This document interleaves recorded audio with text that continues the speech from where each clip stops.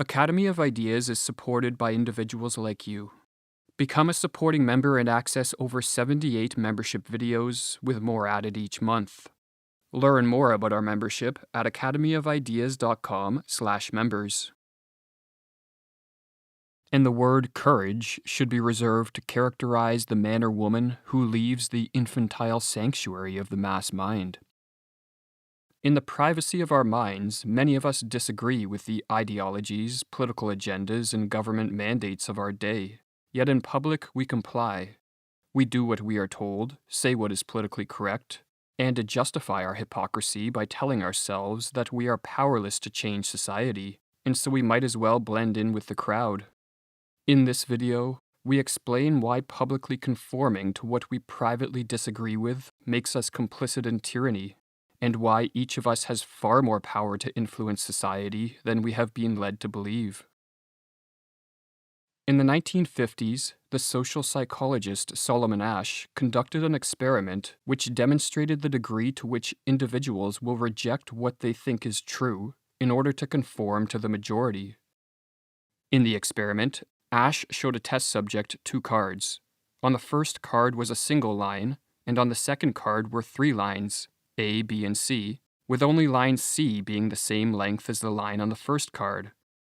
Asch instructed the test subject to state which line on the second card was the same length as the line on the first card. However, before the test subject gave an answer, they witnessed 7 Confederates, or individuals who were in on the experiment, state that line B was the same length as the line on the first card. Rather than state the obvious truth, the test subjects gave the same wrong answer as the group 37% of the time. And of the 123 test subjects who took part in this experiment, 2/3 went along with the group at least once.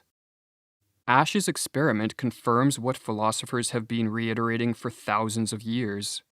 For most human beings, conforming to what others say and do, no matter how objectively false or absurd, takes precedence over adapting to reality and discovering the truth. In reflecting on Asch's experiment, the psychologist Todd Rose explains, "We care about being in the numerical majority even when we don't necessarily care about the group, and even when the group opinion is merely an illusion. Acting on instinct, in social situations our brains don't actually bother to make the distinction between appearance and reality. Even in the absence of intentional pressure or incentives, we like to go along with what we think is the consensus because, quite simply, we're biologically wired to do so. Our inclination to go along with what we think is the consensus makes us vulnerable to propaganda and easily manipulated. For one of the primary ways that governments, corporations, and global institutions influence public opinion and shape mass behavior is by manufacturing illusions of consensus. They harness the power of the mainstream media and social media for the express purpose of making it seem as if the majority supports certain agendas, ideologies, and mandates. Slanted narratives, biased reports, rhetoric that appeals to emotion, misleading fact checks, outright lies, dubious opinion polls, and social bots are some of the weapons used in this subtle form of psychological warfare. Todd Rose heads an organization which investigates the misconceptions that people hold regarding what is the consensus on social and political issues, and as he explains, "Name anything that truly matters to you, and I'll wager that you are flat out wrong about what the majority of people really think about at least half of them, and that's being generous." These illusions of consensus lead many of us to censor our real opinions and to comply with socially destructive agendas and ideologies. Todd Rose references a study conducted in July of 2020 which revealed that nearly 2/3 of Americans are not comfortable voicing their political opinions in public. But to make matters worse, when others see us conforming in public, they assume that we agree with what we are conforming to, and this heightens their inclination to conform and opens the door for collective illusions to form and spread throughout society.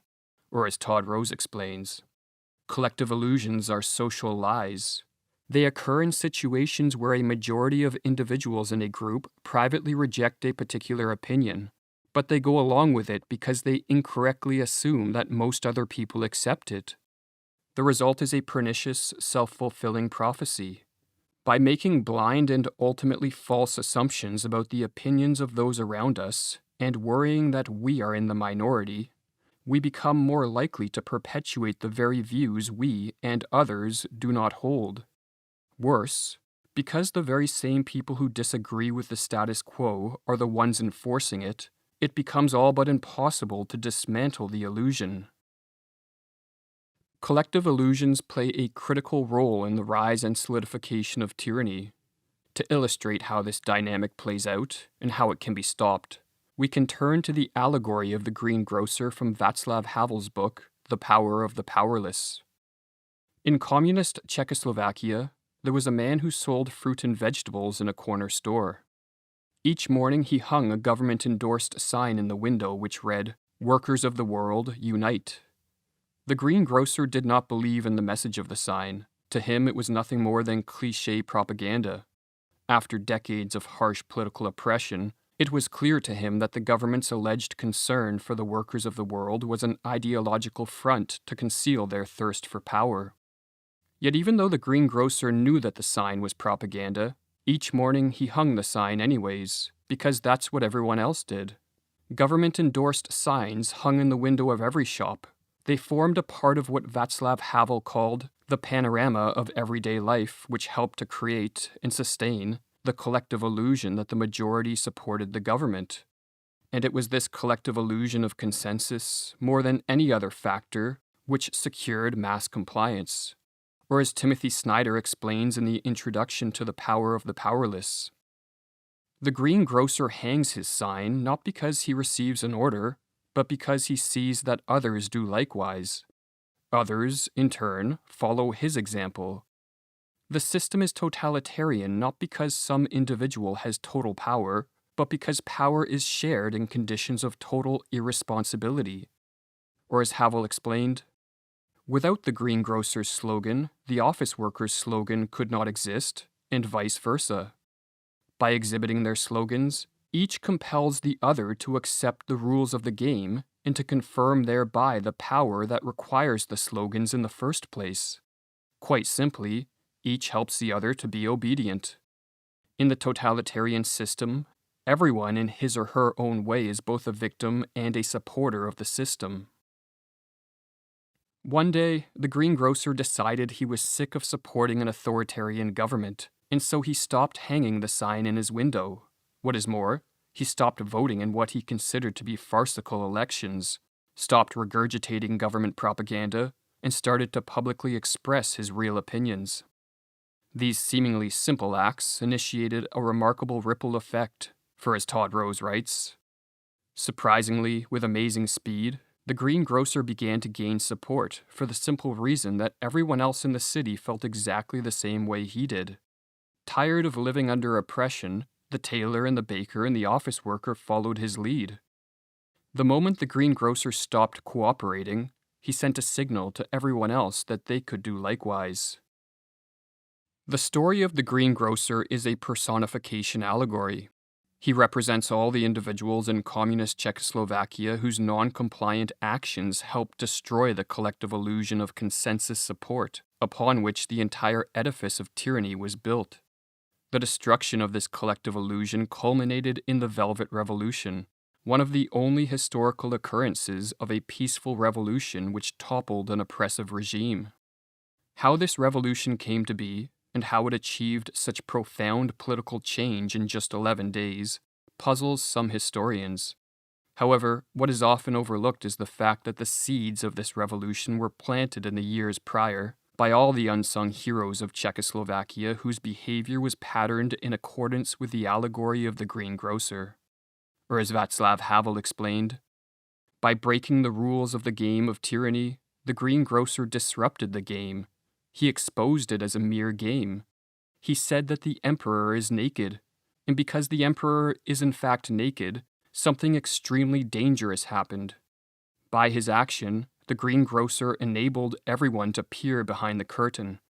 He showed everyone that it is possible to live within the truth. As highly social beings, what we say and do influences the people we encounter. And even minor displays of noncompliance and nonconformity have the power to ripple outward and initiate a butterfly effect that changes society in dramatic ways.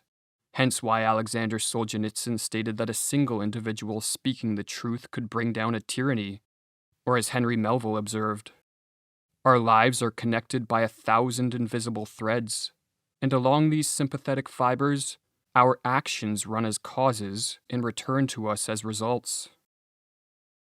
Some of us, however, face economic, social, or physical repercussions for being too forthright in our beliefs. If the consequences of living fully in the truth are too severe, Rose recommends the strategy of sowing seeds of doubt in the minds of others, or as he explains. For example, you can say something like, "I haven't made up my mind yet," or, "On the one hand, I can see the value of X, but on the other." You can also suggest other options by saying things like, "I have a friend who," or "I read somewhere that." Doing this gives you plausible deniability while retaining your sense of control. It also offers an escape hatch for others who have been afraid to speak up. Often all it takes is a single spark of ambivalence or mixed opinion. Once you crack open the door, others can gain the courage to follow.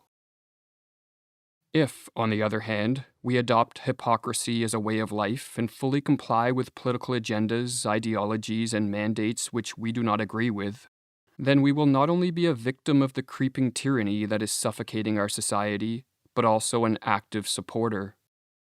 Referring to the government-endorsed lies which the majority of citizens in communist Czechoslovakia complied with, Václav Havel wrote, "Individuals need not believe all these mystifications, but they must behave as though they did, or they must at least tolerate them in silence, or get along well with those who work with them. For this reason, however, they must live within a lie. They need not accept the lie. It is enough for them to have accepted their life with it and in it. For by this very fact, individuals confirm the system, fulfill the system, make the system, are the system." Learn more about our membership at academyofideas.com/members.